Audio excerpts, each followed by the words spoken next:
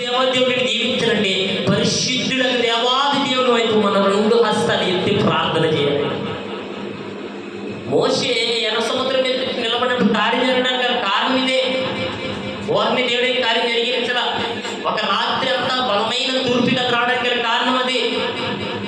ప్రార్థన అనుభవం, ప్రార్థన శక్తి, ప్రార్థనలో ఉన్న బలము. 3 అక్షరాలు కలిగిన ప్రార్థన పరలోక మహిమను భూమి మీదకి తిప్పుతుంది. ఏ ప్రార్థన అండి? 3 అక్షరాలు కలిగిన ప్రార్థన పరలోకపు మహిమను భూమి మీదకి తిప్పుతుంది.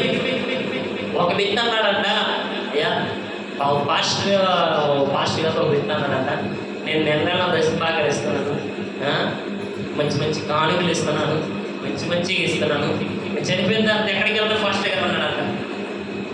ఏమన్నాడు? చనిపోయిన తర్వాత ఎక్కడికి వెళ్తాను ఫాస్ట్ గారు అన్నాడంట. ఈ పాస్టర్ డబ్బు బయట ఉన్నాడైతే ఏమంటాడంటే, ఇంత కాలికెత్తున్నా కాబట్టి నువ్వు దేవుడి రచనలోకి వెళ్ళిపోతావు, ఎంతగా నెల ఇస్తున్నావు కాబట్టి దేవుడి రచనకి వెళ్ళిపోతావు. అదే డబ్బు బయట లేనివాడు అయితే ఏమంటాడు చెప్పనా? నువ్వు ఇవ్వడం కాదు ఆయన, ఏం కావాలి? హృదయము దేవునికి ఆలయంగా అర్పించు. హల్లెలూయా. ఏమర్పించాలండి? ఆలయంగా అర్పించాలి. మందిరానికి రాకుండా చేసినంత మాత్రం దేవుని సన్నిధిలోకి వెళ్ళాం, దేవుని రాజ్యంలోకి వెళ్ళాం. దేవుని రాజ్యంలోకి వెళ్ళాలంటే దేవుని యొక్క సన్నిధిలో నేర్చుకునే అనుభవం కలిగి ఉండాలి. హల్లెలూయా, హల్లెలూయా. నేర్చుకునే అనుభవం ఉండాలి, నేర్చుకోవాలి. దేవుని యొక్క పాదాలు పట్టుకుని వినాలి, ఆయన మాటలు వినాలి, దేవుని యొక్క స్వరాన్ని.